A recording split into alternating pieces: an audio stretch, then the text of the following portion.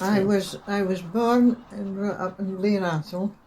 I was born in Ivy Cottage. I think it's now called Atholl Bank Cottage. And then after that, my grandfather was a gamekeeper up at Lude, and so my father then took my father's place, and we went up to Pitnacree. It's up in Lude. So I was brought up there, went to school in Blair Atholl, and then I went to Pitlochry High School after that. And then there was a stop at Ststion and Killicranky in these days too. I could get up to Ststion. But I don't know if there's even a station at Ststion now. It will be right that, because either there was no bus or anything, so they would have to have some take them. That's right. No, you see, we were all gamekeepers right through the time. My grandfather, great-grandfather, and my mother, she came from the Black Isle. So we went, although we didn't go much when we were up in Pitnacree. I can't remember very much about the station, other than maybe going on holiday or something, we go down to the station. But that was it. We didn't have, we're just in the estate. And of course we got we had our own garden, and then not only that, we got milk and everything from the estate. We had all that, and then with vans coming around at that time, so, like from Pitlochry. So I think a lot to do with the railway was the Blair Castle. I feel like at the beginning it was the Blair Castle that sort of got the railway going, I'm sure. Well, you see, when we were up in Pitnacree, you could see the train going up, like the puffer, like steamy.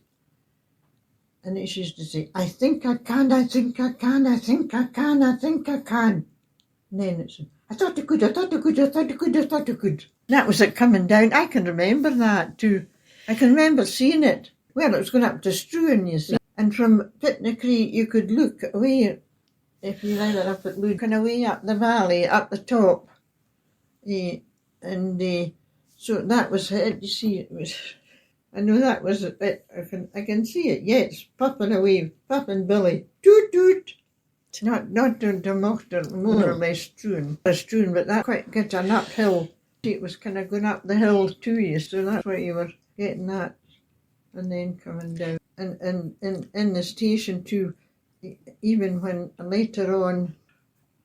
And I tell you what, another thing is, the carriages, like there was no lorries and that, so all the things were it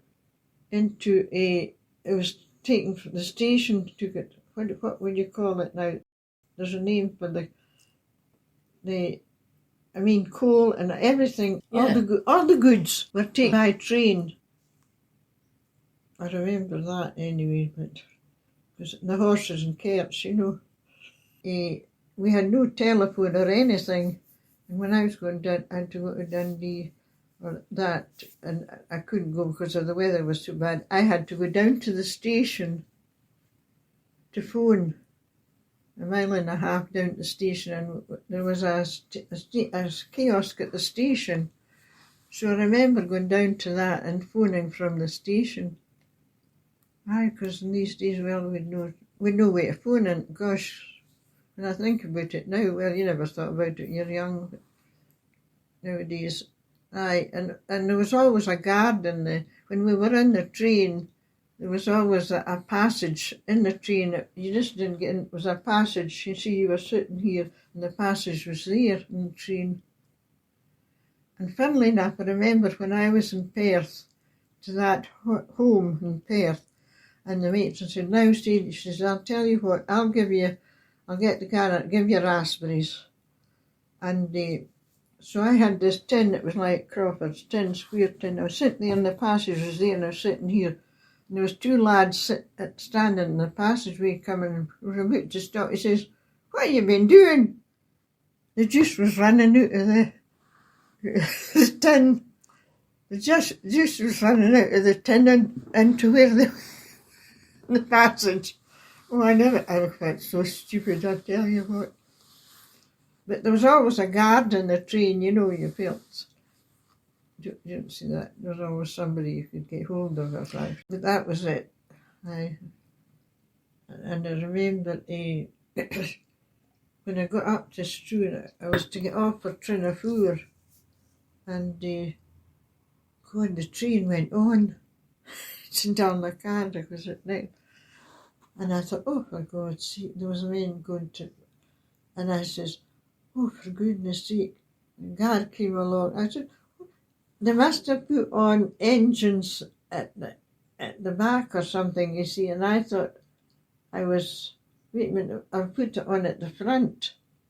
And I was back, because it stopped at Ststion, but I was on the bridge in the water and that. And I thought, I went saying, oh, there's no stopping here. And the next thing I was away up.